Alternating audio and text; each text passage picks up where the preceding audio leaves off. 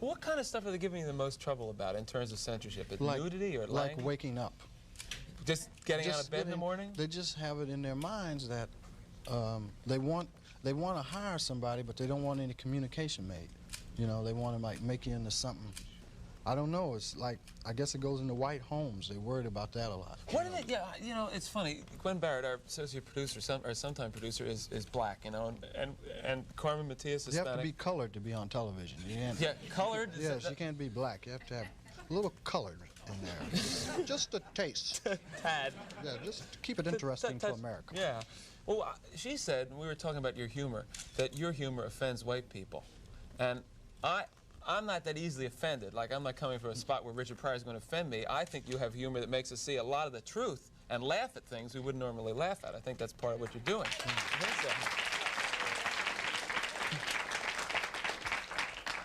What do you think that these executives are afraid you're going to do to white America? Probably stop some racism. Stop racism?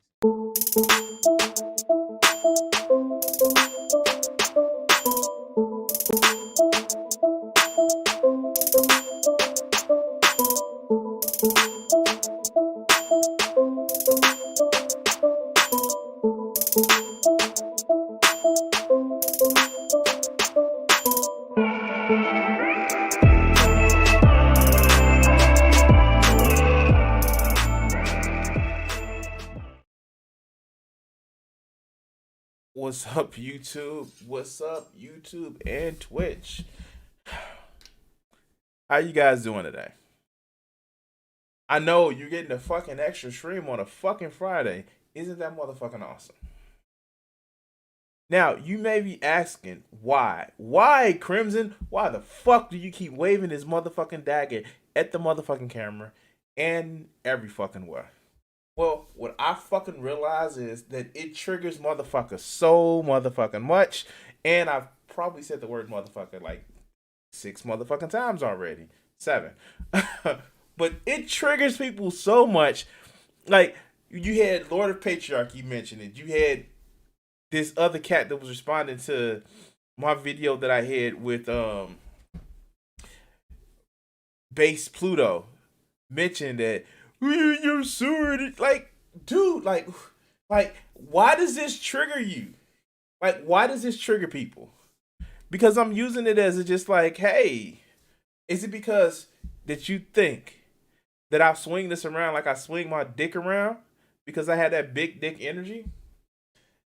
And like, I don't fucking get it. Like, this shit is fucking hilarious to me because like people really take this shit serious. Like the fuck, like,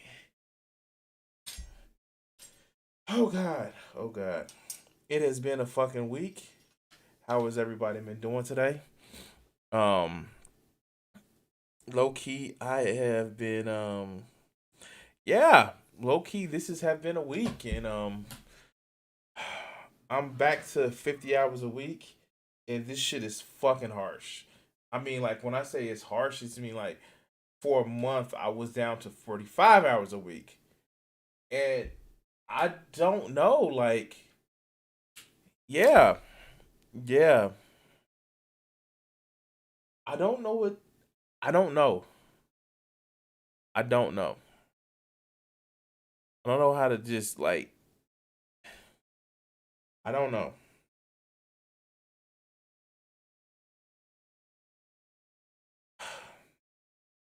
And we keep getting depressing news after fucking depressing news after fucking depressing news. And it's just like, fuck. Fuck. They literally are trying to argue to take the $15 minimum wage out of the COVID relief bill. Because some people don't think like, fuck. And I know that earlier this week I was having so much of my streaming issues that, like, seriously, corrected the shit where you should see a much more stable stream now. And I want to thank everybody who's like was able to be able to watch it. Um what's up, Cat? What's up, Cat? Like, the shit is just, I like, me, like, you get so much shit. Like, this has been a week. This has been a motherfucking week, and just like,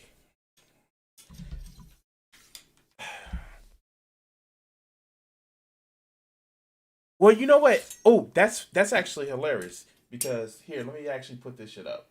Um, you say prepping and shit like that. Let's see. And I think this is on my wish list. Hold on.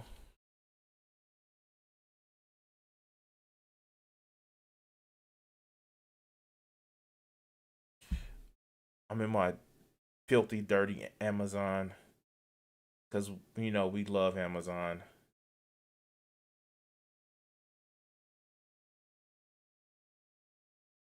Let's go to browsing history. Just gonna actually bring this up. Now, this movie right here, I don't know if you guys can actually see it, but this movie right here, Untamed, that's some interesting shit. But yeah, um,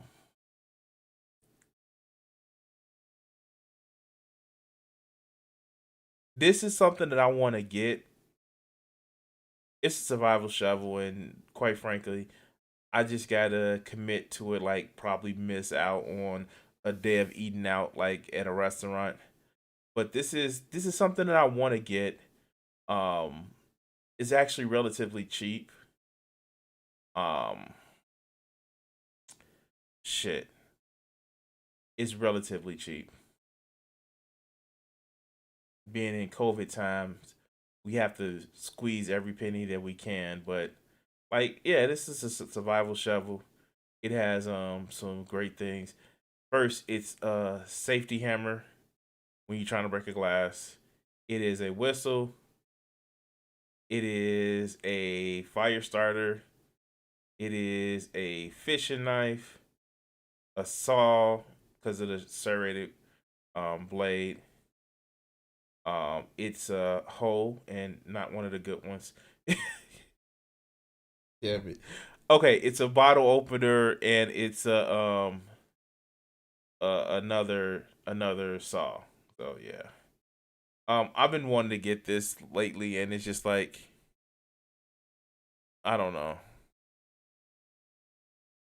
It's one of those things where it's just like um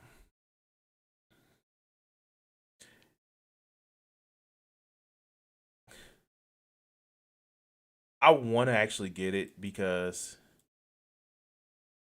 it's just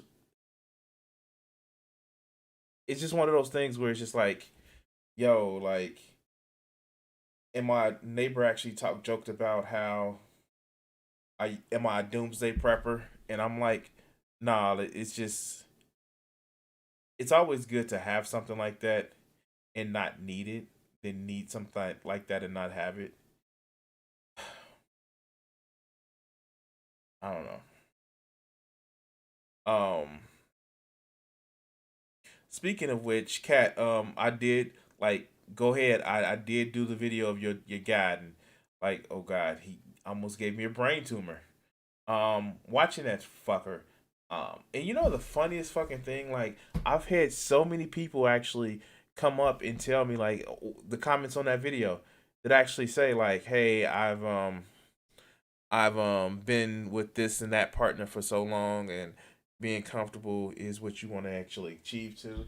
And it's like a lot of these MRA type pickup artist type motherfuckers, they um they um they don't have long lasting relationships. Like, I mean, say what you will for like the fucking manatee, but at least the quartering has a wife that we have evidence that she exists. Like we do.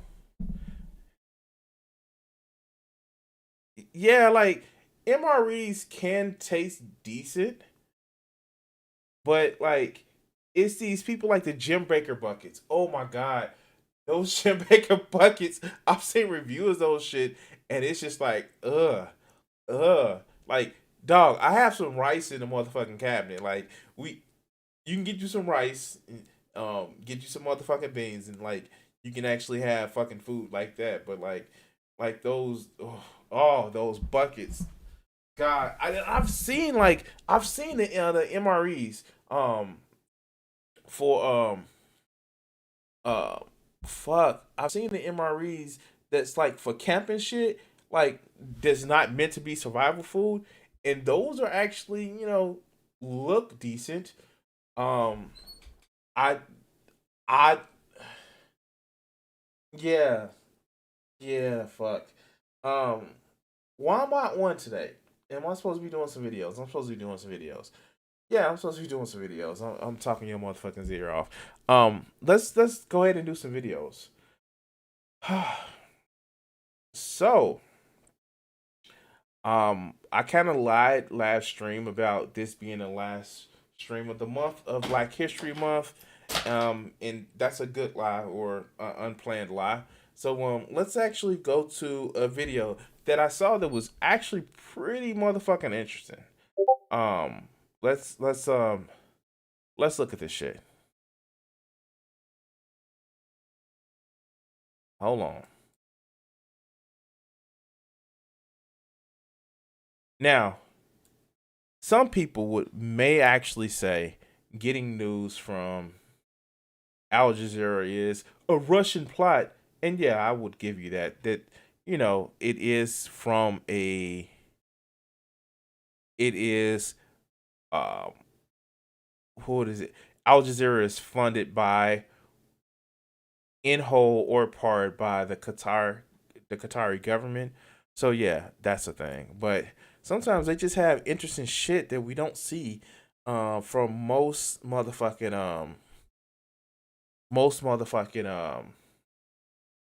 news outlets or news sites in the US. So let's go ahead and look at this interesting ass video. So the largest slave rebellion, the U.S. the largest slave rebellion that was hidden from U.S. history, in Al Jazeera. Now I've heard about what is it? The one that Pierce like put down and shit like that.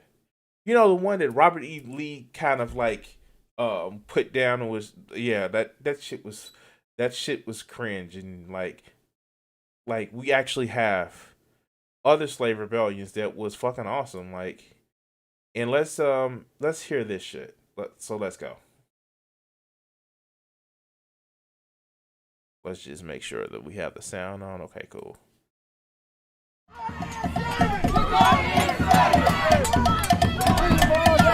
You're listening to the beat of a freedom fight that echoes across the centuries. Each step on this 26-mile march along this Louisiana road is a measure of a story that has been suppressed until now. What's happening here represents a piece of history you probably never learned in school. The horses trot to the pulse of revolution. Now, like, our school system is fucked, man, because there's so much history that we didn't actually learn about. Like, for people like me with the socialist leaning, did you know that, like, the term redneck was originally a positive term? Because the mountain, they were miners in the mountains of Kentucky or West Virginia, that they literally fought for the rights of, unionization. And the US government actually dropped bombs on these motherfuckers in order to, like, break the unions. And it was just like, wait, what the fuck now? You're literally breaking unions because these motherfucking, businessmen are requesting it. And so like, the history of the shit that goes counterculture to this whole, oh yeah, woohoo, like, yeah, business is great, and like, workers are should fall in line and shit like that. Yeah, fuck. We don't hear about that shit, but let's continue. Revolution. The muskets and machetes are a response to the daily horrors and dehumanization faced by an enslaved people. And each part, each player, is in sync to form a present-day representation of the nation's largest slave revolt. The 1811 slave revolt outside New Orleans is so unknown, you probably wouldn't even recognize its name, the German Coast Uprising. And you know what? That's interesting.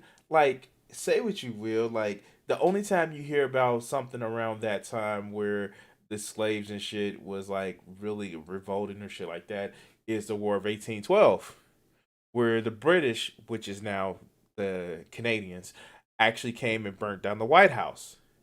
Like, did you know that the War of 1812, if the British had actually won the War of 1812, they would have freed all the slaves in the colonies? Like, that was the thing. That's why so many black folks fought for the British at that time, because it was like, hey, you fight for us, we're gonna free you. And the thing about it is, the U.S., like, those motherfuckers who hate the 1619 Project clearly forgets about that shit. Like, it was a lot of things that the British were actually gonna do, and even though I was like, fuck their king, they would have helped free slaves. But, yeah, the 1619 Project doesn't mean shit, right? But let's continue. It's a significant part of history because even before the civil rights movement of the 60s and even the 50s, you see that there was a desire for freedom way back in the 1800s. In 1811, these enslaved rebels had the most radical idea of freedom and emancipation in the United States at that time. Hey fam, I'm Imayan. Today, we're gonna travel back in time so I can tell you why there's this plaque marking the nation's largest slave rebellion. Okay, let's actually just read this shit. Acquired in 1893 and acquired in 1793 and 1808 by Manuel Andre, a commander of the German coast. Major the German Coast Major, or I guess the major 1811 slave uprising organized here. Ori Bros and A. Lassetti were the last owners of Plantation. Its subdivision in 1923 spurred the growth of LaPlace. Let's continue. And why you've probably never even heard of that uprising. Spoiler alert, it's by design.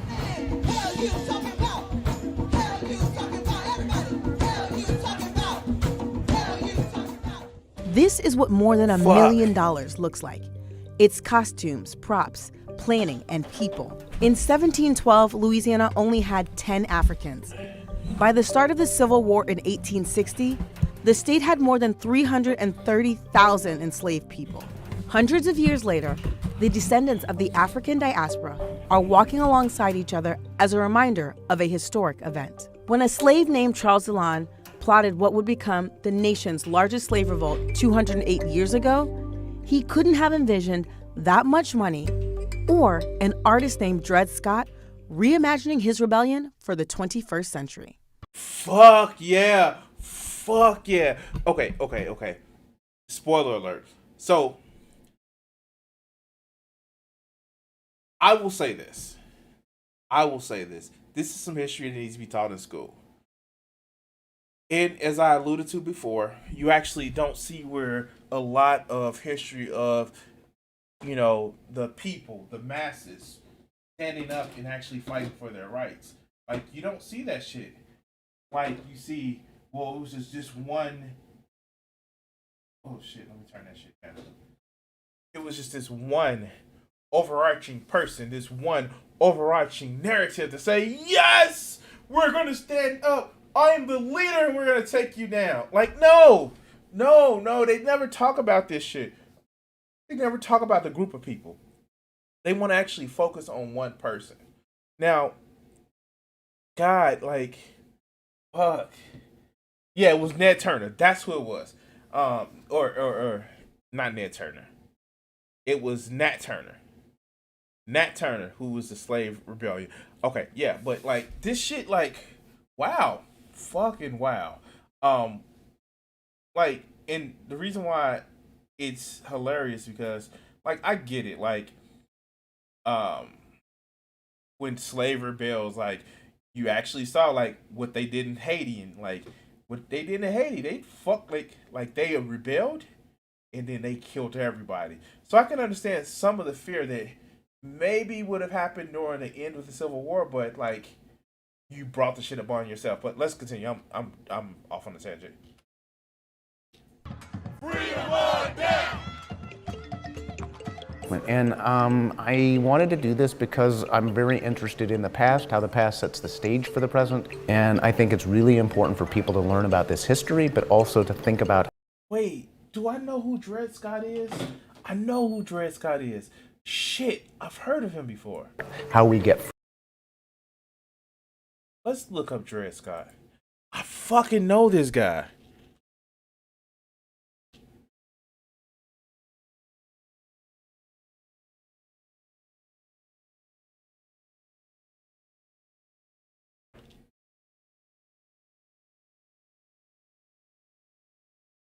Enslaved African, okay, man in the United States who unsuccessfully sued for his freedom and that of his wife. Okay. Yeah, that's where I know this man from, that name from. He actually sued for his freedom, and the US was like, fuck you.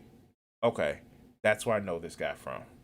But that's where I know the name from. But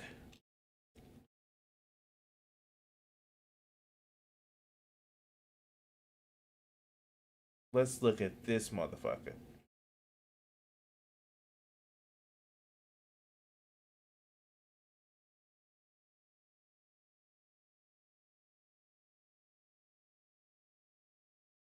Let's look up his fucking Wikipedia. There we go. Born Scott Tyler professionally known as Dred Scott, an American artist who works often, particularly in nature, focuses on the experience of the African Americans in the country. And okay, oh, that's why I know this motherfucker. Like he was a Chicago artist.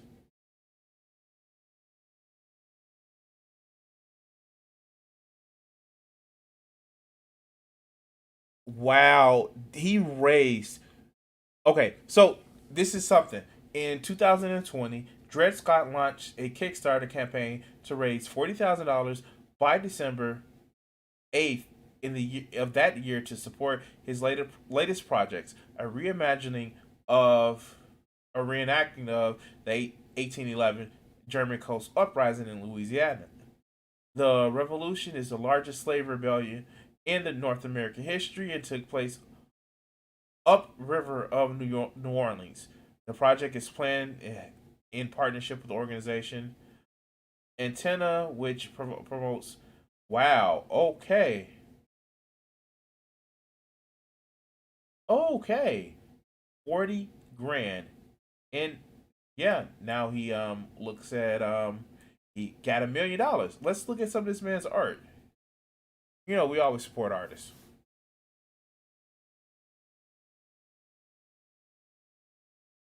Oh God. Oh God. Yeah, that's his shit. What is this one? This is interesting.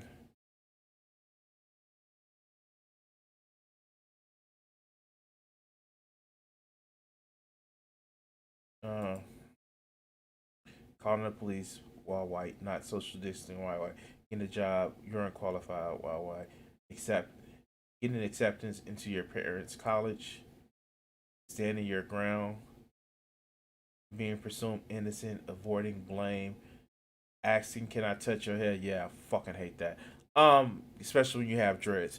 Assuming others are wrong, feeling like a victim, thinking slavery is a thing of the past, expecting others to work for you, doing it all by yourself, failing at anything, getting your kid out of jail, thinking they don't belong here, carrying an automatic weapon into a state house, feeling superior, getting away with murder, thinking of yourself, thinking only of yourself, lying, living. Oh wow, shit, fuck. And I'm sure people will say, "Nah, that's overkill, and that doesn't happen." And like, fuck. Okay, okay, kind of getting pissed off about that shit. Um, some more art representing the 1811 revolt.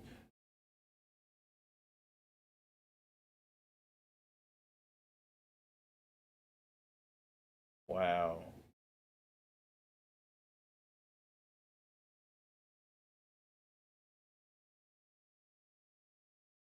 Wow. One, it fits the description. City of New York. Perpetrator, probable cause of stop in question.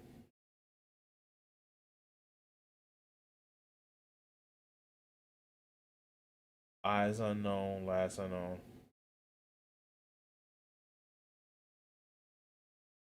I can't make it bigger.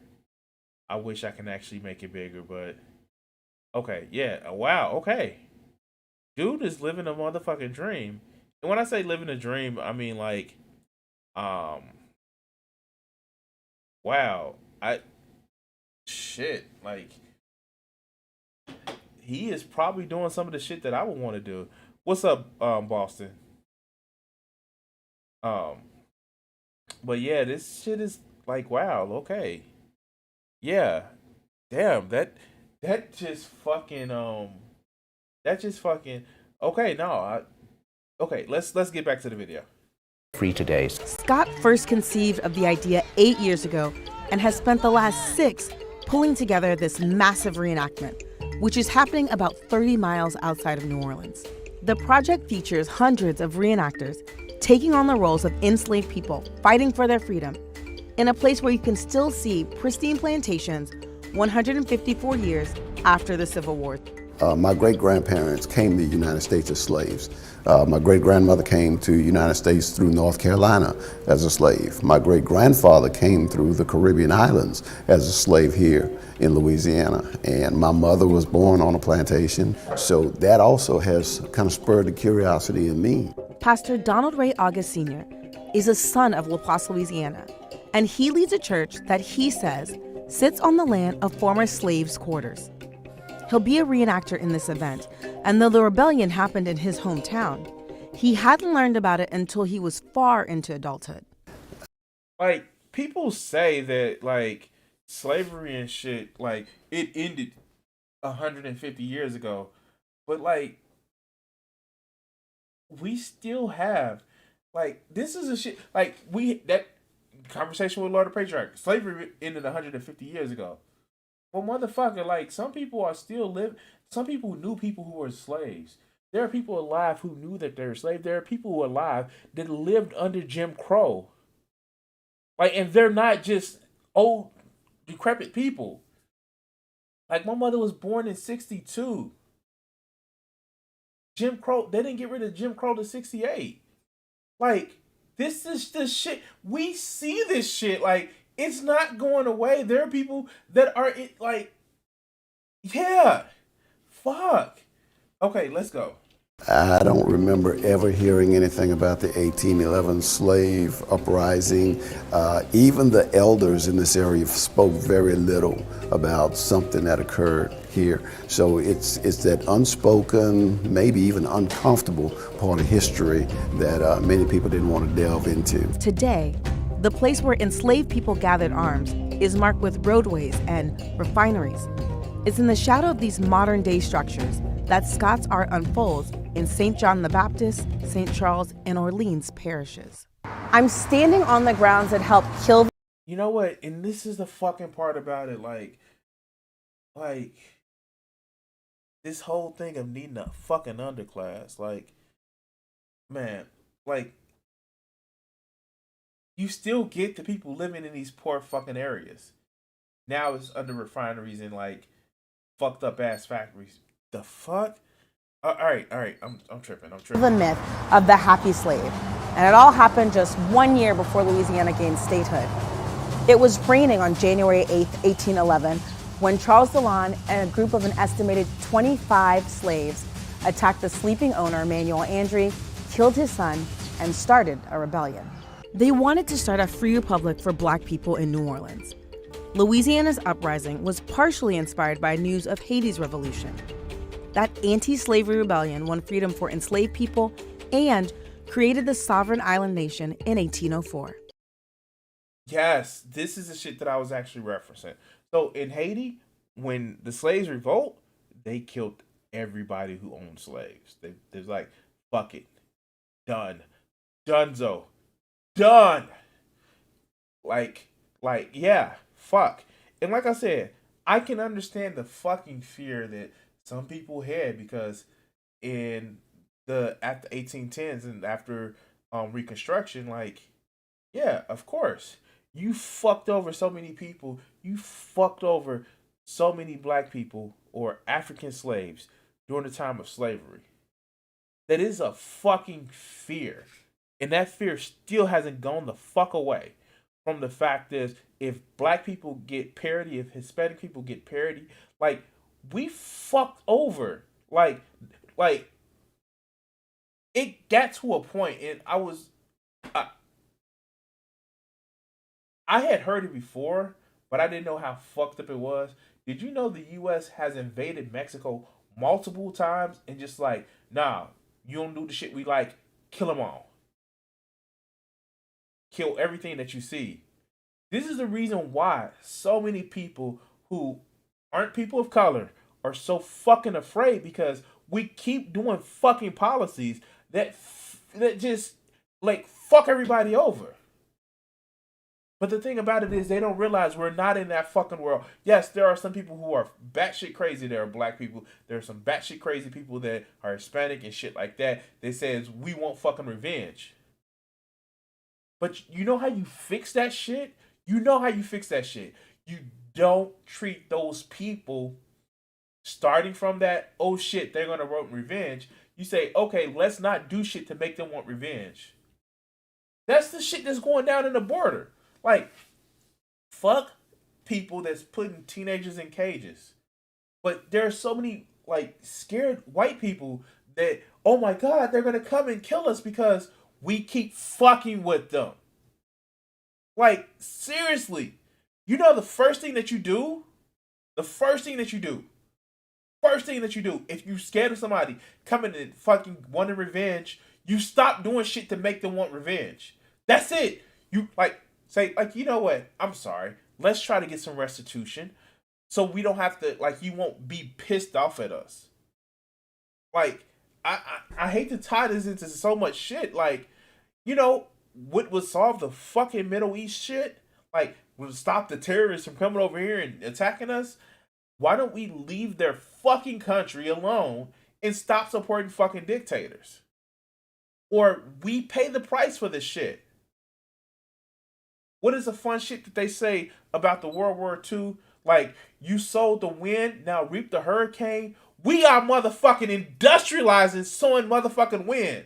And when the hurricane come to us, like, oh no, what the fuck do we do? You just hate us because you hate us. Like, the fuck? Okay, let's finish this video. I'm off on a tangent. On to New Orleans! On to New Orleans! On to New Orleans! On to New Orleans! Freedom or death! Freedom or death! What does it feel like to be dressed up and embody the spirit of one of these rebels who was enslaved and fighting for freedom? This is just like wearing a mask that gives that energy. I can walk until tomorrow. I will not feel tired. I'm telling you. Ibrahim Asek is one of the people who advised Scott as he organized this project. As the director of research for the Whitney Plantation, he spent his entire career studying the transatlantic slave trade. And he says it's his duty to educate people about the African diaspora. Some people don't want you to be educated because, you know, educated people cannot be enslaved. I met people who had traveled from as close as Mississippi and as far off as Washington, D.C. to... You know what? I'm sorry. I just got to make a point about that. Like, this is some of the shit. This is the reason why we don't see a lot of shit in the history books about people fighting back. And just to tie it into, like, do you know the reason why we have a weekend is because unions fall for that shit? Socialists fall for that shit. The reason why we have fucking, like, Social Security, the reason why we have fucking only a 40-hour work week, and if you do more, you're supposed to get overtime, is because, like, fucking people fought for this shit. You didn't hear this shit in school. The reason why we have safety shit, like, I didn't hear about the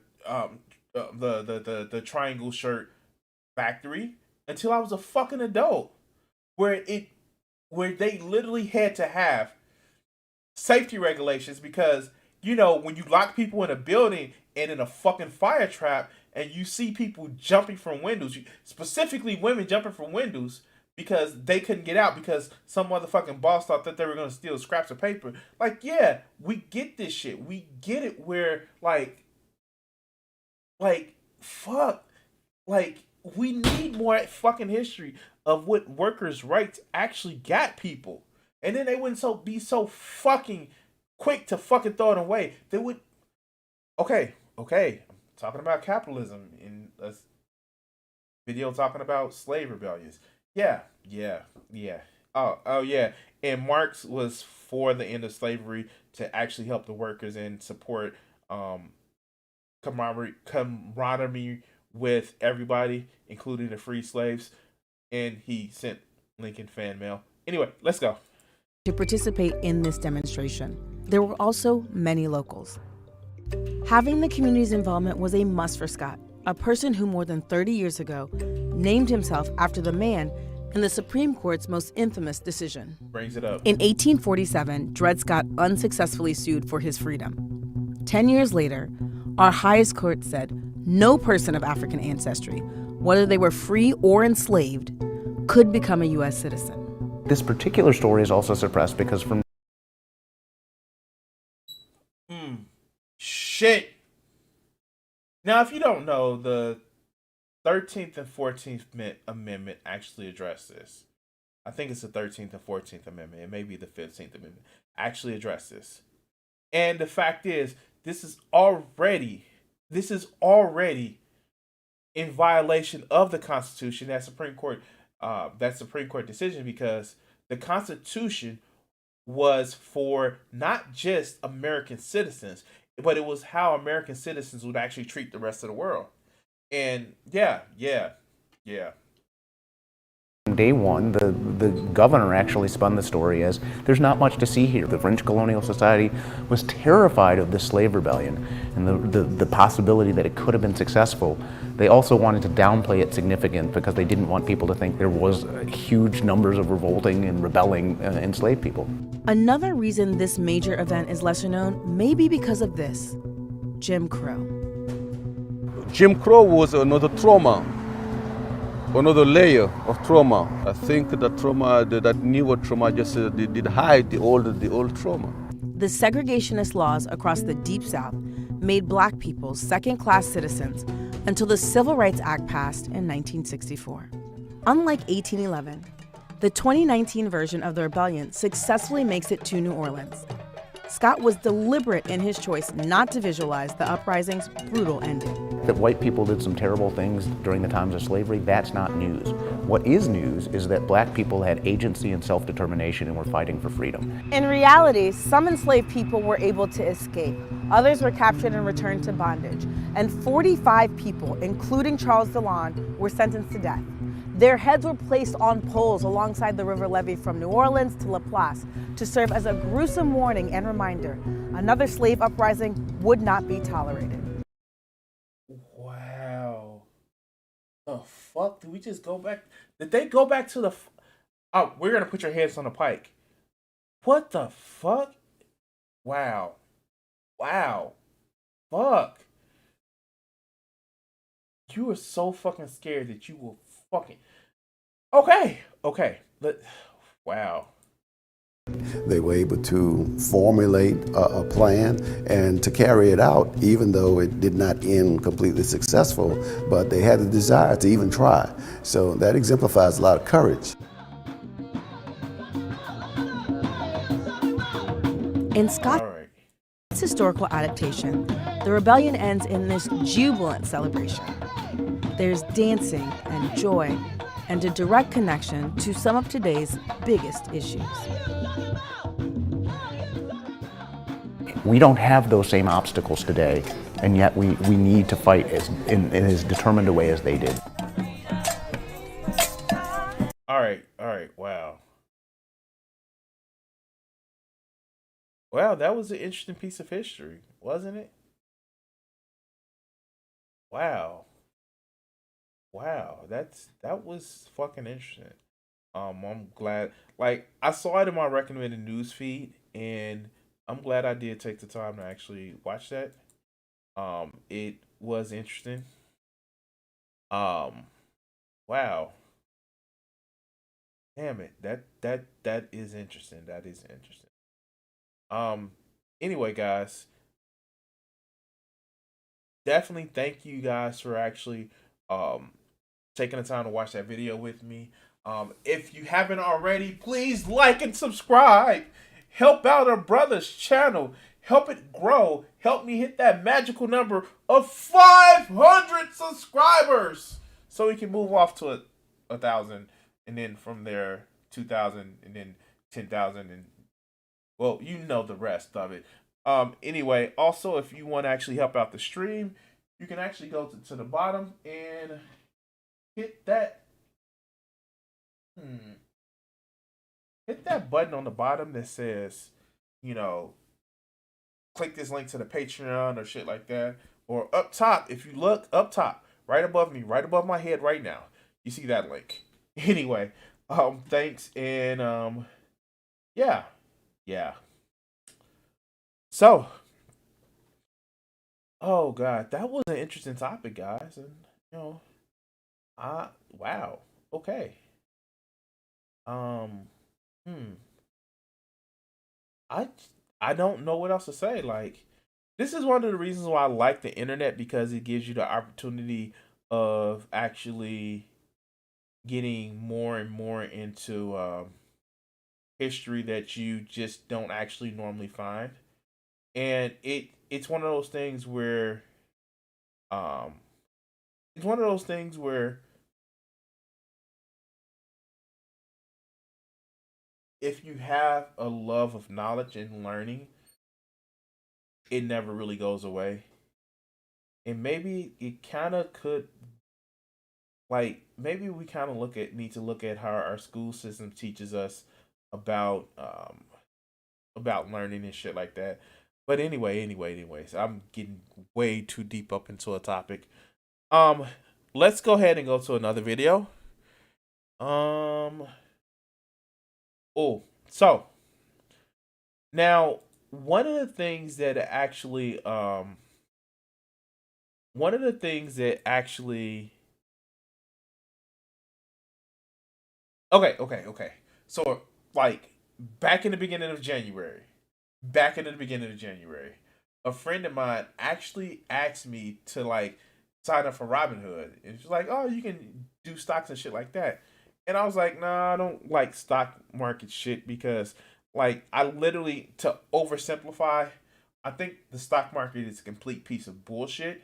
Like I literally believe that with all of my passion, with all of my heart. Partly because like I understand enough of the stock market and what it has actually become. Before the stock market is, well, I'm buying part of the company so I can increase its value, and the company would actually use that money to, you know, get capital and build its value and take investments. But now the stock market is literally bet on maybe the stock prices will go up indefinitely forever. Maybe it'll go down and we're gonna bet against it. And it's a lot of complex shit to all figure out, will this company be worth more or worth less? And that ties into a lot of shit like, well, if the company is making a profit, let's have this company make a profit this particular way by selling more shit. My nose itching. Or, you know, cutting out losses. And it fosters a issue where basically companies are trying to get as much money as they possibly can in any fucking particular way. And I fucking hate it because it pays into the fucking greed that you see with a lot of motherfucking companies. And so we had the Robin Hood situation. And I get it. Like, some people made a lot of money. You fucked over a hedge fund, great. But it's still playing into a system that I don't really need to play into in order to survive. Yes, I have a 401k because um there's no pension systems no more, and that's a fucked up ass situation that I wanna fuck. Okay. I'm sorry. Almost got distracted there.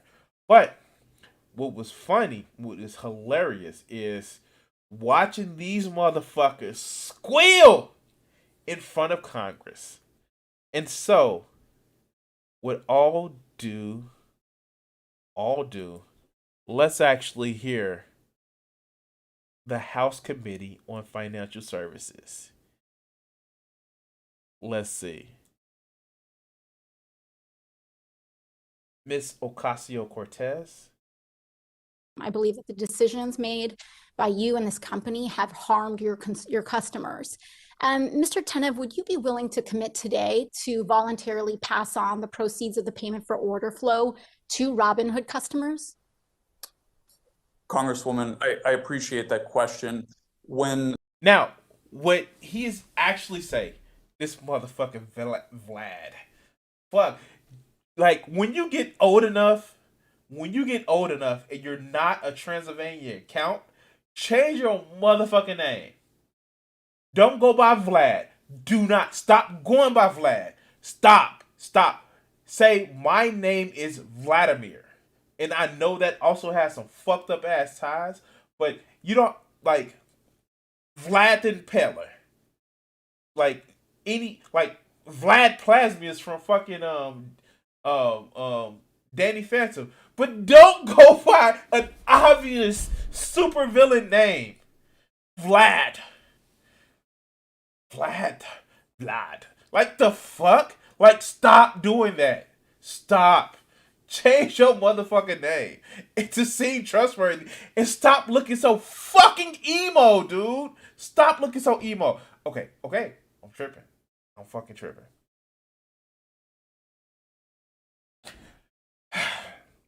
Okay. So, the original reason why I stopped the video to make a point right here is because what ended up happening is, so because of Robinhood's model, they saved money on where instead of the commission fees, they actually saved money on, they made their money off of selling the stocks. And so they would get a different price than what other companies would actually offer. And she's like, okay, you make this money, pass it on to your customers. That's what she's asking. So let's continue. When the statement you referred to was made, I believe 2015 or 2016, it was before Robinhood forced the entire industry to drop commissions and replicate our business model, which made payment. So is that I should take that as a no. You're not willing to pass on the proceeds of payment for order flow to your customers? When the other brokers dropped. I'm just talking about today. This is what I love about her questioning motherfuckers. It's like, stop filibustering, fucking answer the question. I don't care about how you change the motherfucking industry. I'm going to ask you about today. This is a today thing. You're in front of motherfucking Congress, motherfucker. You better be careful before we drag your ass out into the motherfucking sun and see if you really inherited your namesake. Anyway, let's go. Right now. Payment for order flow, Congresswoman, allows for commission-free trading. In the context of trading commissions, it's a much larger source of revenue in the past than payment. Mr. Tanev, I apologize, and I don't want to be rude. I just have limited time. But if removing the revenues that you make from a payment for order flow would cause the removal of free commissions, doesn't that mean that trading on Robinhood isn't actually free to begin with? Because BAM! Fucking got him! Oh, you said it's free to trade, but you making a payment. The customers are paying this way. BAM! Got him! you're just hiding the cost in terms of potentially poor execution or the cost of lost rebates to your customers. So here's my thing. Will motherfuckers say that this woman right here is some bartender that doesn't know what she's talking about? Like, fuck, like, she's fucking this man's whole understanding of like, well, I'm gonna just filibuster. Like, do they actually listen to what she has to say? Like, do they really have to listen to what she has to say? These right-wing motherfucking chuds that have this issue with her. Like, do they ever watch her actually in Congress taking care of business? Or are they too woman? Like, the fuck? Okay, I'm stopping. Let's go. So certainly, Congresswoman, Robinhood is a for-profit business and needs to generate some revenue to pay for the costs of running this business. People were initially skeptical that the model, even with payment for order flow, would work when you remove commissions. And I think we've proven that otherwise by making this the standard model by which brokerages operate now. If you get okay, he's saying like, oh no, this is how we make money now, and yeah, this is how we make. This is a motherfucking business, damn it, and we don't do the shit for the kindness of our own heart. We do the shit because we want to make motherfucking money. That's what he's fucking saying. So fuck you if we gonna give up part of that money. Fuck you. Like, give the money to the plebes? How fucking dare you? We already give them an illusion that they can motherfucking trade and make money. Like, no, they don't. No, fuck that. That is his answer saying no. And she called him out on that bullshit even before that. But let's continue. We're going on to Representative Brad Sherman. Let's hear this motherfucker. Cause I watched up to like part of this question and this is fucking awesome. So let's go. You get an order from Fidelity and you get an order from Robinhood, and you're paying for the Robinhood order flow. Is the Robinhood customer getting as good a price as the Fidelity customer? The execution quality that we can provide, as measured in terms of price improvement, is heavily related or correlated to the size of the order that we receive.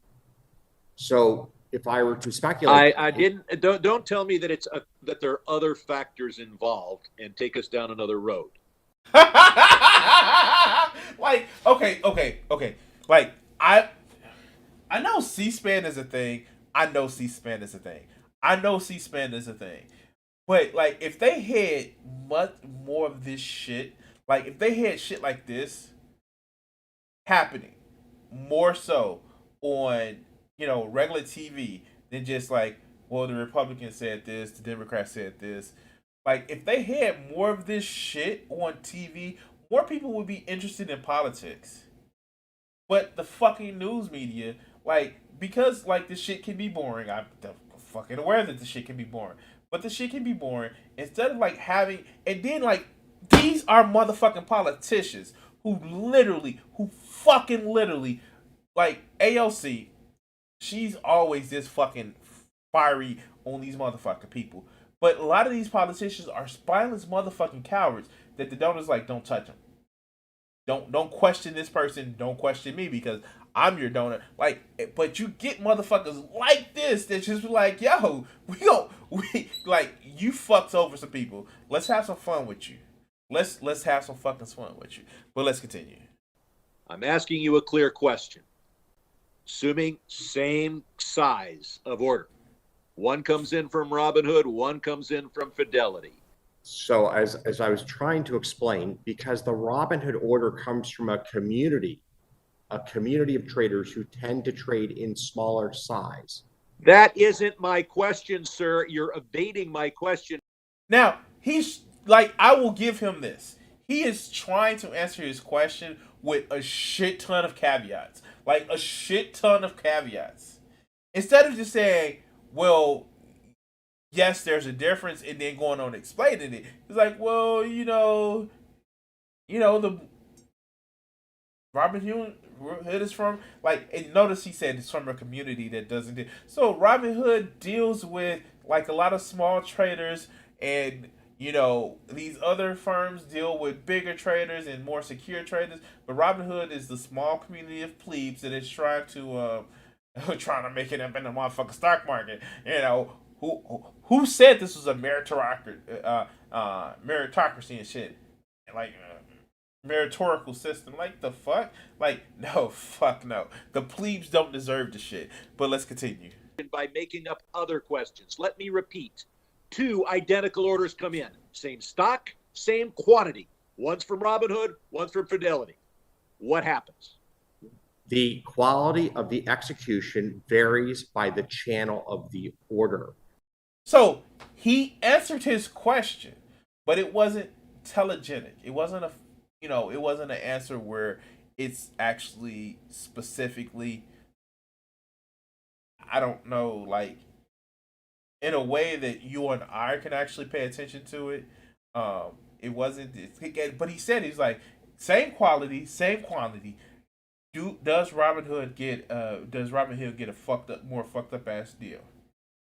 He's explained this he's giving him all the fucking caveats. The only difference is one is from Fidelity, one is from Robinhood. That's all. That's all the caveats. But this motherfucking Griffin is gonna go back in and try to actually he's generally just the first few sentences out of his mouth is explaining the same caveats that Sherman just said. But let's hear this shit. This is a commonly understood phenomena in economics that channels matter. So, for example, when you go get a mortgage from JP Morgan to their clientele has a different rate of interest than a mortgage Okay, let from me reclaiming my time, sir. Reclaiming my time. I love when motherfuckers say that. Reclaiming my time. But let's go. Who gets the better deal? The one that comes from a broker who is being paid for order flow, and one not. Can you testify that that on balance there is no difference, assuming the same size of the order? So, as I said earlier, size of the order is only one factor. You are doing a great job of wasting my time. You might, if you're going to filibuster, you should run for the Senate. Yes! Yes! Fuck! Then he'll probably get up there and actually do the filibustering instead of saying, maybe I feel like filibuster. Get up there and talk about it. Get up in there and talk. If you want filibuster, get up and talk about it. Oh shit, fuck. Okay, I'm sorry. Yeah, I'm sorry. I'm going off on a different tangent. Let's go. Robinhood restrict the buying, but not the selling of GameStop? And why did folks get locked out on the buy side only? Ranking Member McHenry, I appreciate the opportunity to address that.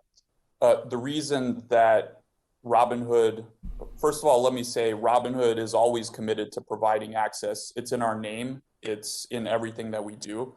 The decision to restrict GameStop and other securities was driven purely by deposit and collateral requirements imposed by our clearinghouses. Now, mind you, come to find out that, and this is probably before or after, I don't fucking know. Robinhood does its own clearinghouse. It does its own clearing. And so it was a capital issue. It wasn't a big conspiracy that, oh no, this particular people actually did that. They told us, well, you have to do it this way. No, Robinhood didn't have the fucking money on hand to actually pay out some of this motherfucking stocks or buy these motherfucking stocks. That's the real thing. But instead of fucking saying that, he's going all around the bush, because the whole thing is, it is more advantageous, or I should say it's less damaging. It is less damaging for him to actually say or leave the impression or suspicion that somebody told him, no, you can't fucking buy any more stocks, than to say that he was out of capital. Because and the one thing that fucks companies up more than deception of being part of some big cabal is the fact that they aren't financially viable. That's the problem. They didn't have the finances that they fucking said, and if it was a fucking bank run on fucking Robinhood, they would have been fucked. They would have been fucked. And that was the problem. That was the motherfucking problem. Oh shit. What's up? And Abyss. I'm sorry, I don't want to mess up your name. What's up, Abyss? That's what I won't say. Let's go. So, buying securities. Buying securities increases our collateral requirements. Selling does not. Moreover, preventing customers from selling is a very difficult and painful experience where customers are unable to access their money. So we don't want to impose that type of experience on our customers unless we have no other choice. And even though And what he's actually saying, if he would have stopped the selling of GameStop, the ass would have been gone. It would have been a bank run, and it would have been fucked up. But let's continue. Recognized customers were very upset and disappointed that we had to do this. I imagine it would have been significantly worse if we prevented customers from selling. Let's be crystal clear. That decision you made to restrict the buying but not the selling of GameStop was based, what was it based on pressure from anyone on the witness panel here today? No. Not at all. Zero pressure from anyone. It was They was looking at that motherfucker Wallace like, we can't do the shit no more, dog. We can't do the shit. But let's continue. A collateral depository requirement decision made by our Robinhood Securities president. Do you believe your lack of candor with your customers might have contributed to the wild speculation and confusion that resulted in the aftermath of your trading restrictions? Look, I'm sorry for what happened. I apologize. And I'm not going to say that Robinhood did everything perfect and that we haven't made mistakes in the past. But what I commit to is making sure that we improve from this, we learn from it, and we don't make the same mistakes in the future. So, and again, what the representative, and I missed her name, and like I'm horrible with names. What the representative actually just stated was like, "Yo, hey, you being so cryptic have actually led to people believing that, you know, it hurt your reputation because you were convinced to actually stop the buying." It's like, but what she fails to get, that they just didn't have the money. They didn't. And if they would have actually started trying to buy more shit, like, if you notice, the other apps, TD American Trade, and I forget what the other one was, you could have actually kept buying. It's the fact that fucking Robinhood didn't have the money. And that is more damaging than them actually saying, no, somebody may have told us to stop buying. But let's continue. And Mr. Plotkin, you made the comment in your testimony a minute ago that you were not trying to manipulate stock. Yet if you're short selling a stock 140%, for me on the outside looking in, it looks like that's exactly what you're doing. Explain to me why that's not manipulating a stock. Exactly my point. That's the motherfuckers that get up here and say, I'm not going to be political, and clearly say some shit that is political. Like, that's like me getting on here like, well, I'm not going to fucking be political. And I'm clearly talking about politics shit. That's whenever somebody says, I'm not going to do this, and immediately follows with doing that thing, what they're saying is, don't criticize me for what the fuck I'm saying. That's all they're saying. It was like, I want a free pass to do the shit that I'm about to say that I'm not doing. Why don't people mention this shit? But fuck, let's continue. Thank you, Congressman. For us, I can't speak to other people. Like, where the fuck is he at? Like, wait, I'm sorry. Where the fuck is he at? Like, he looks like he's shit. Fuck. Okay. Why does he look? I hadn't made it to this part of the video. I know I skipped you some of the shit, but I hadn't made it to this part of the video. Why the fuck does he look like like somebody told his ass, like, go sit in this room and look like you know what you're talking about. But if you don't, we got your fucking Pomeranian in a corner with a gun to his head. He looks like he's in a hostage situation. I swear to God, he looks like he's in a hostage situation for real. Like, wow, fuck. Like, you don't even see no pictures on the top of his wall and shit. You don't see any fucking pictures. Wow, like, really, like, look at this shit. Like, look, can you see my mouse? No, you can't see my mouse. Yeah, you can see my mouse. Like, look at this shit. Like, where is everything? Like, he had this sorry ass motherfucking print over here. Like, where is everything? I'm sorry. Okay, I'm being immature as shit. All right, let's go. People that were shorted. Anytime we short a stock, we locate a borrow. Our systems actually force us to find a borrower, so we always short stocks within the context of all the rules. Like, now, did you hear the shit that he says? He said we always short a stock within the context of the rules. Like, hey, we always cheat within the boundaries of the fucking rules. Like, well, we know it's cheating, but we made the rules to allow this cheating. Like, literally, okay, fun fact, ironically, I was literally watching somebody react to, I don't know, it's a channel called Blind Wave, which has a lot of reaction. It's a big channel, and they were doing a reaction to the Naruto Chunin exams. So if you ever watch Naruto, which who hasn't, if you're an anime fan, there is a Chunin exam, and they blatantly tell you if you get caught cheating 5 times, you lose.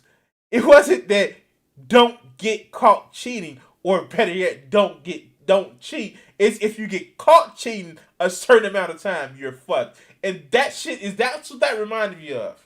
Like, oh no, it's okay to cheat as long as you don't get caught this many times. Not don't get caught, but don't get caught this many times. Like, what the fuck? All right, okay, let's go. So I believe that the short interest in GameStop was exceptional, and I'm not sure it's worth us delving into legislative corrections for a very unique situation in terms of the extreme size of the short interest. I will say that all of the large. All right, just going back to this. Like, you see he has plants and shit in the office, and he has, like, cabinets and shit like that. God. Oh, and Kat, if you haven't watched Naruto, shame on you. Oh, nah, fuck. But, like, the question that has been presented to him that he's actually answering is, like, well, given the fact that we have these outliers, this situation with GameStop, should we kind of put more regulations and guidelines? No guidelines. No. It was only GameStop. It never happened to anything else. It's not like it happened to Research in Motion or AMC. Like, no, it was only GameStop that caused this problem. Right. Because only GameStop was part of the Wall Street Bets thing. Even though the Reddit continues to go, and it's not just GameStop, it was just the most pertinent answer. Like, it's funny. It's like, when it comes to exceptions to the rule, like, you can be a billionaire because of this exception, when it fucking benefits these motherfuckers. But when it comes to, like, exceptions to fucking setting a rule, like GameStop's, like, fuck that. No. Fuck, I'm just too fucking goofy tonight. But let's continue. Market, since in fact every bank, every hedge fund does have to comply with the requirement to borrow shares to short shares in the course of their day in and day out business. The practice of naked shorting was largely curtailed by SEC mandate years ago. But it wasn't, because look, we have fucking, like, GameStop isn't the only one. You know there are companies whose futures rise and fall on the fucking stock purchases. Like, seriously. GameStop was one. Again, Research in Motion. And there's a list of other ones. Instead of your company's viability being based on the products that you sell, is what the stock market is actually fucking around with. But let's continue. Ask this. You said that you didn't talk to anybody, Citadel Securities. Did anyone in your organization since January 1st contact Robinhood? Are you asking if we've had contact with Robinhood? With respect to GameStop. By the way, that isn't my stream. That's his. I didn't fix my stream mostly. Like, please don't cancel me. Like and subscribe. Please like and subscribe. I fix my stream. Fuck. Okay, let's go. And what we're obviously talking about. So, Congressman, we offered to have my colleague who manages that relationship be here today instead. He has firsthand knowledge. We, of course, are talking to Robinhood routinely in the ordinary course of business. We manage a substantial portion of their order flow. Well, I understand that, but did you talk to them about restricting or doing anything to prevent people from buying, not selling, but buying in GameStop? Let me be anybody in your organization. Let me be perfectly clear. Absolutely not. And yeah, absolutely right. That is absolutely not. The only thing they say is, "Where's our money? Where's our money? Where's my money, bitch? Where's my money? where's my money? Where's my money? And Robin was like, we ain't got the money. And you can't buy the motherfucking stocks. The first hit is free, motherfucker. Oh, I'm sorry. Look, okay, this video is almost over. I'm having way too much fun. All the schadenfreude from this shit. Let's go. On January 28th. Oh, shit. My woman, Maxine motherfucking Waters. Hey, Trump. You had only 4 years in office, and she outlasted your ass. Oh, shit. It fucking feels good, doesn't it? Who's the smart one now? She got reelected. What? Oh, okay. I'm sorry. Okay, let's go. You represented to the media that there was no liquidity problem. Isn't it true that being concerned about having enough capital to meet deposit requirements, isn't that a liquidity problem? Or could you just answer yes or no? Chairwoman Waters, I appreciate the opportunity. Fuck! Yes or no, motherfucker! Do you not understand this shit? It wasn't a liquidity problem. You either have the suspicion that, like, hey, no, it was, we may have been told not to do this shit, or was it a liquidity problem? Did you have enough money on your motherfucking hands? That's the problem, and that's the thing. And like never attribute a malice. We can easily attribute it to stupidity or incompetence. They didn't have the fucking money. That's the problem. Robin Hood didn't have the money. But let's hear if he gives a yes or no back and forth answer. You know, let's hear it. To address that. Is yes or no? We always felt comfortable with our liquidity and the additional capital that Robinhood raised. Please answer yes or no. We always felt To get comfortable through my with our 5 liquidity. minutes, I don't have time. I just need a yes or no answer. I stand by my statement. The What additional statement? capital we raised wasn't to meet capital requirements or deposit So the requirements. gentleman, Excuse me. I'm reclaiming my time.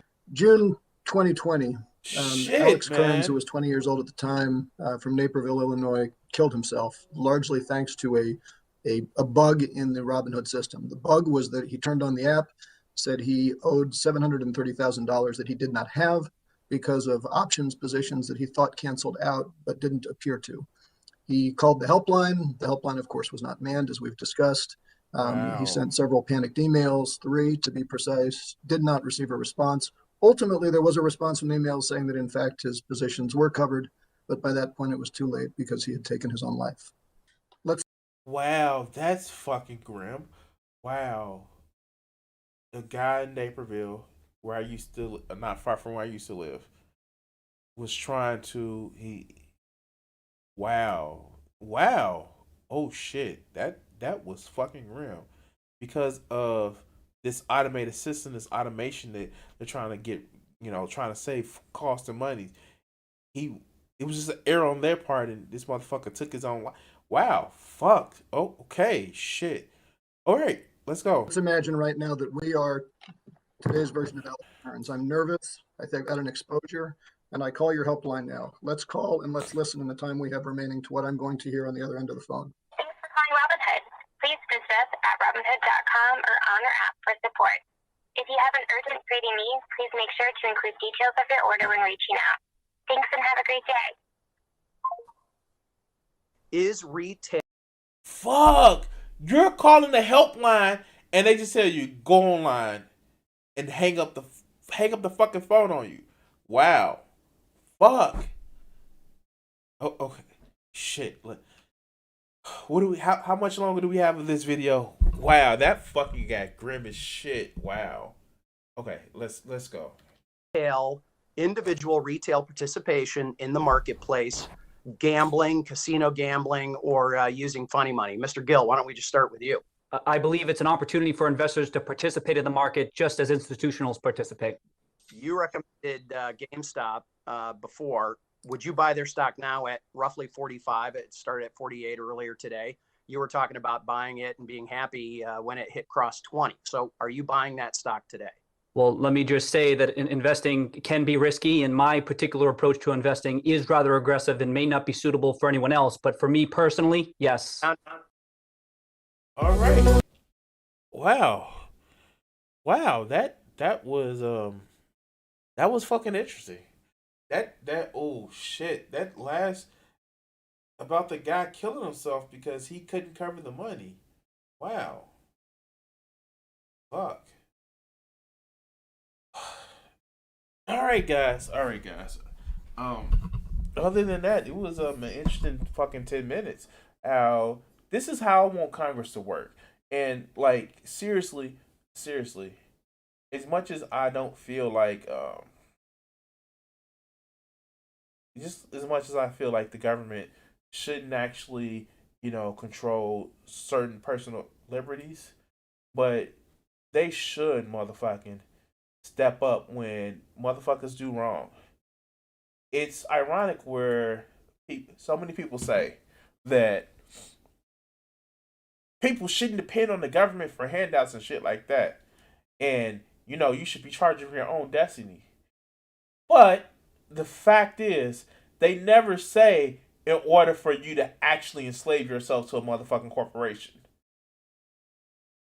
Now, I believe that the government should act like referees and not some, oh, this doesn't really matter. Like, no, the government should actually have a strong power to adjudicate people's relationships between each other and corporations.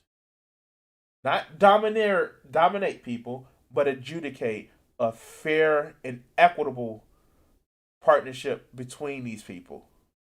But yeah, yeah, fuck, whatever, right? But anyway, guys, if you like the video, please share, like, and subscribe. Subscribble, ribble. Hit that thumbs up button if you like it. If you didn't like it, there's a thumbs down button right there as well. If you want to actually help out the channel, please, up top, what this fake sword is pointing to is my Streamlabs links, and down below. Oh, gotta be careful because it's gonna put it too far down and run into my penis. It has my links in the description if you also want to help donate. But anyway,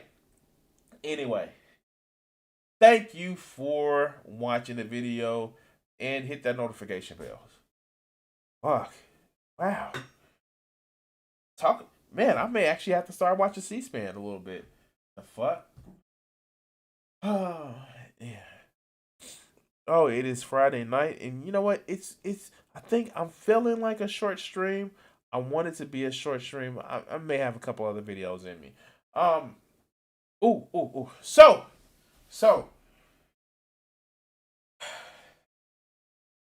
All right. So let's actually go to this topic. Let's go to this topic. And like, by the way, guys, if you want to actually make some comments, like, you can actually make comments in the chat. I'm not, I stop and talk to you guys. I just, just me. So let's make some, let's get to this video. And this is actually going to be interesting and fun. So, how many of you motherfuckers know who Eddie Griffith is? Now, I know, like, if you're not black and you didn't watch, like, the Malcolm and Eddie show with Malcolm Jamal Warner and Eddie Griffin, he was in a couple other shows and TV shows. And, yeah, older black comedian that was back from, like, a lot of the, I don't know, like, Def Comedy Jam days, like, shit like that. It's he's been around for a while. And ironically enough, he came in my news feed not news feed, but my YouTube feed with the mention of the GameStop thing. So, like, I watched the video, and of course, the algorithm god actually, puts other shit in your feed. But I saw this title, and dude, I'm a little disappointed in you. I'm a little disappointed in you. But and I've actually watched this video. But like the fun fact is, like, it still kind of disgusts me that I watched this video and I didn't find this shit funny at all. But let's see what you guys actually think about it. So let's go ahead and check it out.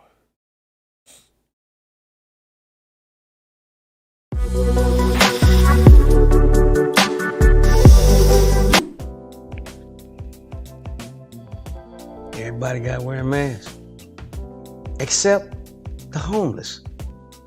The homeless have been out in Coronaville through it all. Now, we already know that the number of people that's reported for having COVID or the homeless is dramatically underreported. I think the one website that I went that says only 54 people died of coronavirus. Oh, no. Let's look at it. Hold on. Did I bookmark it? I think I bookmarked it.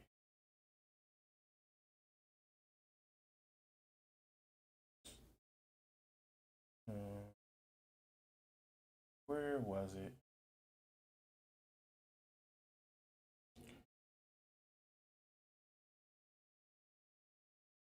It's just talking about the tent cities created by local. But no, let's see. Did I just actually close out the video? Yeah, I closed out the fucking video.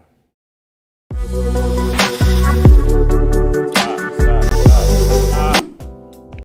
Except the homeless. All right, there we go. Let's actually do the shit right. Homeless COVID deaths. Yeah, here we go. Let's just bring this shit up.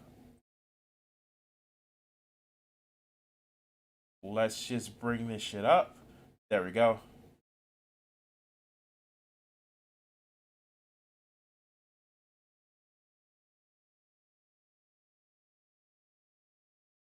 No, this wasn't the one that I had. I actually did here we go.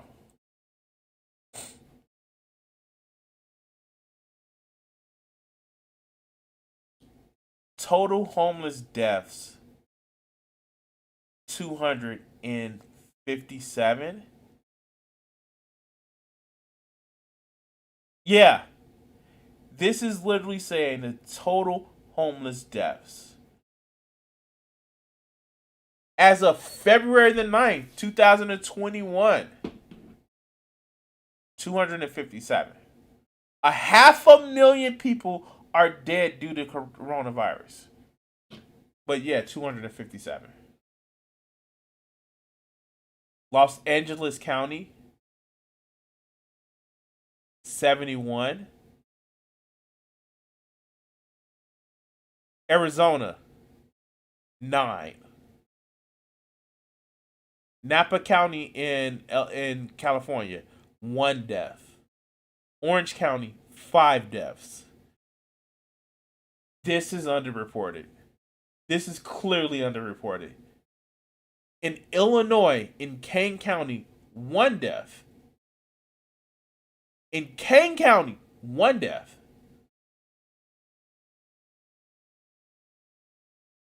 Bullshit.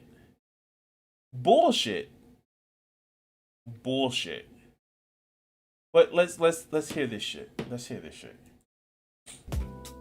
The homeless have been out in Coronaville through it all.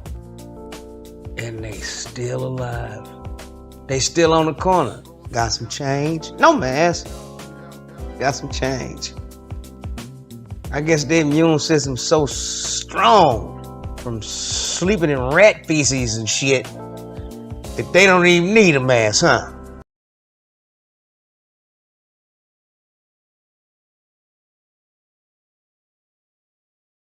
You're fucking telling me that, oh yeah, no, they're just the dirty plebes, that they're just like, At least he's not doing COVID denialism. Like, fuck. He's just denying that fucking homeless people exist and they have a fucking problem. But let's go. Is that what the fuck y'all trying to tell me? It's some bullshit, y'all. It's some bullshit. Dude, you're not funny. You're not funny about this shit. Like, you're not funny about this shit. This shit is not funny. But let's go. Cure for corona is in the homeless motherfucker's bloodstream. Y'all need to go and take some of the motherfucking antibodies from these homeless motherfuckers. They didn't live through it all, nigga. AIDS. Cause them homeless motherfuckers be fucking underneath the bridges. Don't think they ain't getting their scrunch on. Nigga, I'm saying, nigga, no antibiotics. They ain't got no medical doctors and nothing.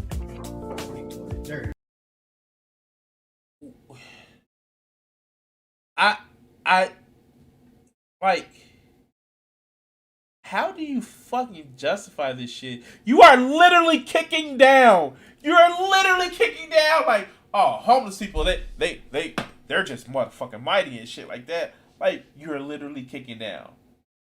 You're literally kicking down. Like, wow. Fuck, wow. This is disgusting. But let's continue. You know what I mean? They having the nigga dirty sex.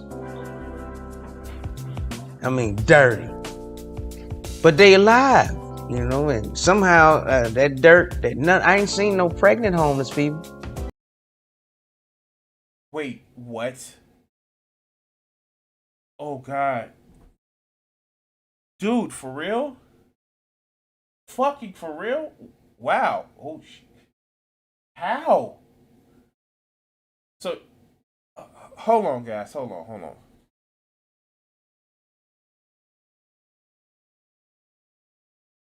All right, man. Like, probably another 20 minutes. Sorry, guys. I'm talking to my neighbor. So it's a natural motherfucking...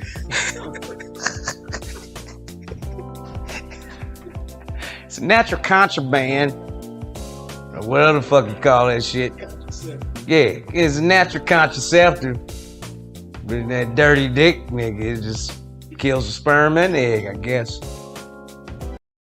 So, what pisses me off is these motherfuckers who, like, dude, like,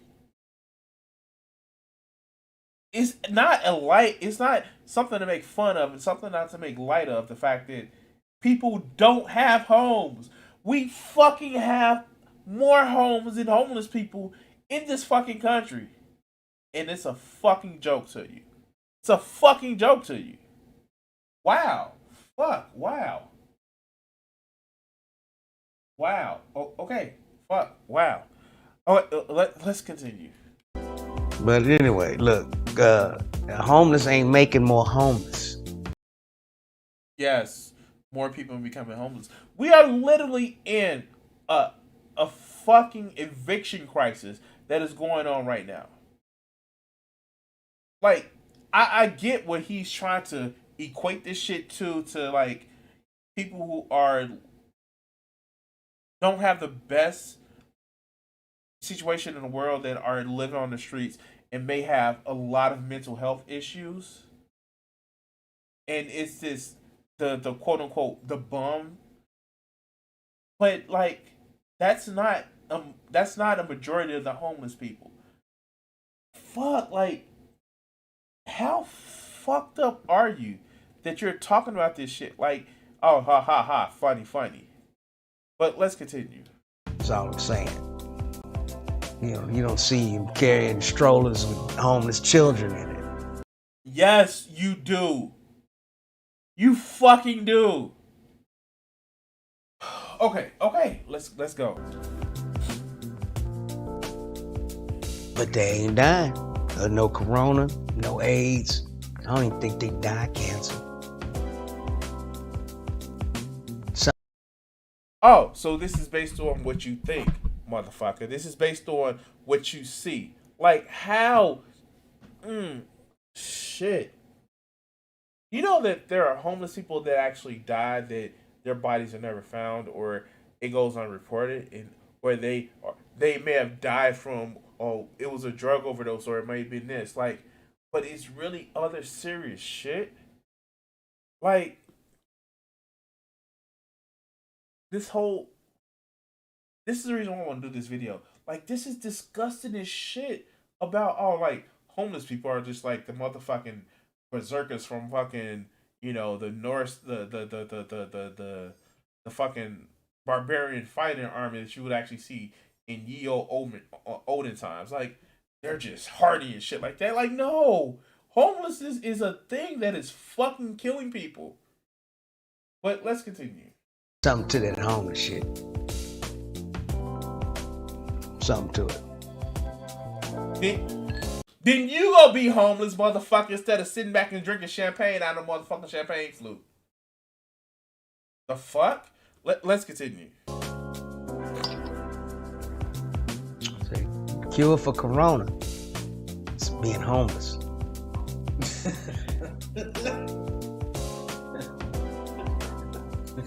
That's he think like got him, yeah, got him.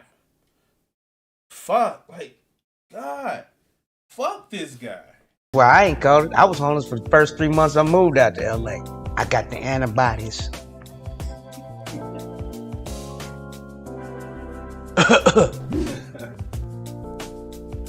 The homeless, they're the heroes. If we could just get our government to tap into that natural resource that we have here in America, because we got homeless everywhere. The richest country on earth, we filled to the rim with homeless motherfuckers, because we just don't give a fuck about nobody but our goddamn selves. So, seeing that we're rich, arrogant assholes, let's tap into and take their blood and get the antibodies out. The fucked up part about it is, if we get to the end of this video and he's actually making some statement about how we should fucking, you know, address the homeless, you know, situation above anything, then I would have a fucking problem. I wouldn't have a fucking problem with this video. But the fact is, like, you don't even sound to the point of absurdity. Like, you're really just shitting on people. Like, I get it. I read A Modest Proposal. I fucking read it. It was fucking awesome.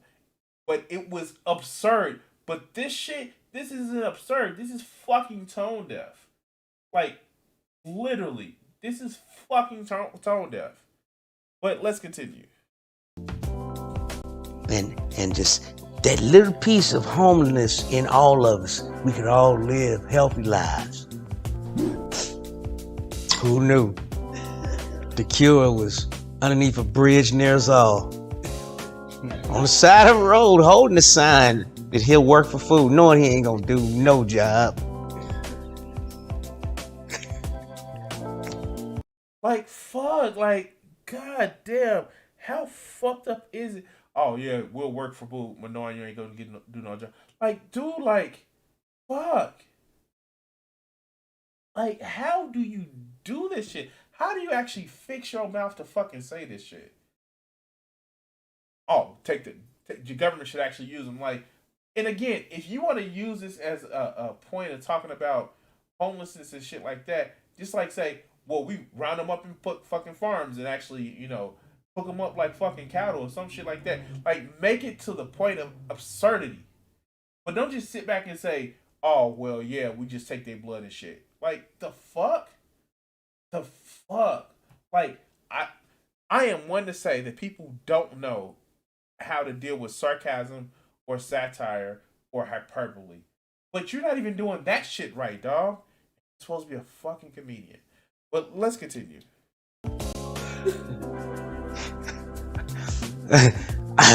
You know what I mean? I just want some change. So let's give them some change and make that change. Make that change. Let's make that change. Make that change. let's make that change. You know what I mean? Because they have the cure in their veins. And they little dirty, little grimy little hands with them long green nails. You see, again, it's playing to this whole stereotype of the bum under the bridge. Like, fuck. There are. Like, how do you fucking think this is okay? Like, how do you think that this shit is fucking funny? Like, how? Fucking how? You looking down on these motherfuckers and it's just like, dude, like, no. Fuck, that could have been you. But let's continue. The cure is probably underneath one of them nails. It's been sitting there for years. Probably in one of them grayish kind of yellow eyes, nigga. Look like it's a dead eye. But it's still alive, but it's dead. It's still blank, but you know it's dead. I mean, you could probably just find a cure in them drawers. Take them drawers off the motherfucker. I'm sure there's a cure for everything in them drawers. Polio will be cured, nigga. Cancer is no more. I know it's some of you motherfuckers look at you so non-compassionate. I have compassion. Just like you do. For me. Let's cure it. Like, does he think this shit is funny? Like, for real, like, does he really think this shit is funny? And I'm not one of those people that, oh, you can't make jokes about this shit, but like,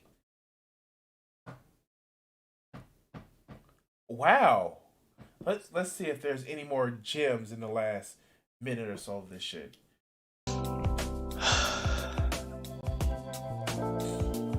This has been a public service announcement from one Edward Griffin. Let's galvanize our resources.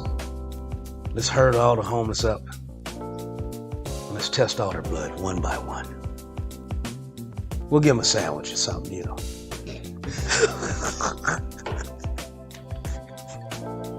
I mean, it's work. And they'll work for food. So just give them a sandwich.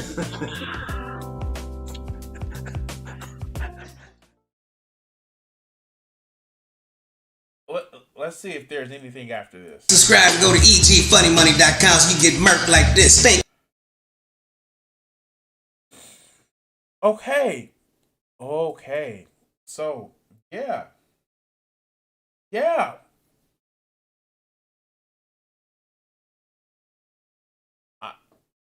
Wow. Fucking comedy is dead. Comedy is motherfucking dead. And you're right, Kat. Polio already has a vaccine. Ironically, it was given away for free. Or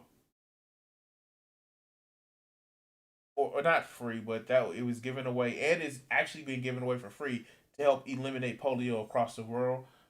But yeah, fuck. Wow. Yeah, like this was just a way of saying like, haha, homeless people are dirty. Haha, homeless people are bums. Haha, let's fucking kick down. That's like, fuck. Do people really think this shit is funny? Like, let's look at the fucking comment section. Come on.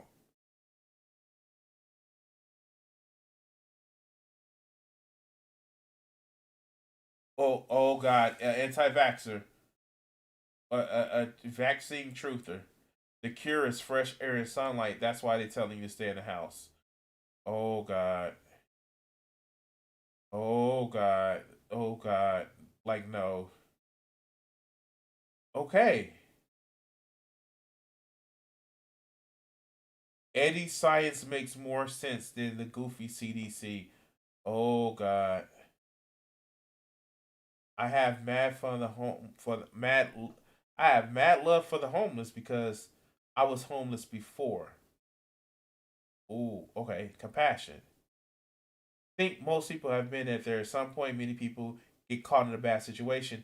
Fucking compassion, yes. Me too. Respect. Facts. You call yourself Scrooge McDuck, so you got to be around 35. Sad. Wait, what? Okay, fuck. How many dinglings you handled? Oh, God. The bum is the person who calls someone stronger than them a bum. You couldn't have survived being a bum. Wow.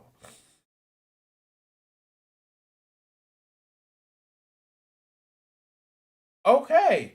Yeah. Wow. Just casual classism. You know what? Wow. This is like actually broke my faith in humanity for the night. I oh wow.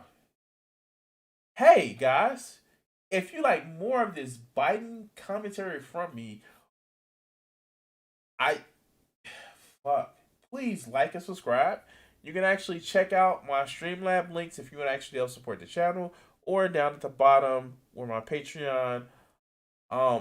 Share this video, and if you have already subscribed but haven't hit the notification bell, hit that notification bell, and that will actually tell you when I go live or release a video. Anyway, man, fuck these guys that think, well, because I got a little bit of money, I'm better. Fuck these guys. Okay. So, guys, it's been a couple hours tonight. It is a little bit of a shorter side of the stream. I want to thank everybody who's taken the time to watch. Please, if you haven't already, and I know I just said this, but we're talking about the overall video, please like and subscribe, share, follow, anything. Other than that, you guys enjoy the rest of your night, and thank you. And as we always do, what do you think that these executives are afraid you're going to do to white America? Probably stop some racism. Stop racism? Yeah. I'm probably afraid of that, because then people don't hate each other, then people start talking to each other, and then they start talking to each other, they find out who's the problem. Which is? Greedy people. Greedy people. I have a couple things I want to ask you there. Do you really think that some of the guys that you dealt with at NBC, no names, right? Because there's lawsuits for that too, that some of these guys really want to promote racism actively, or is it a subconscious? I just think it's part of capitalism, is to promote racism, right?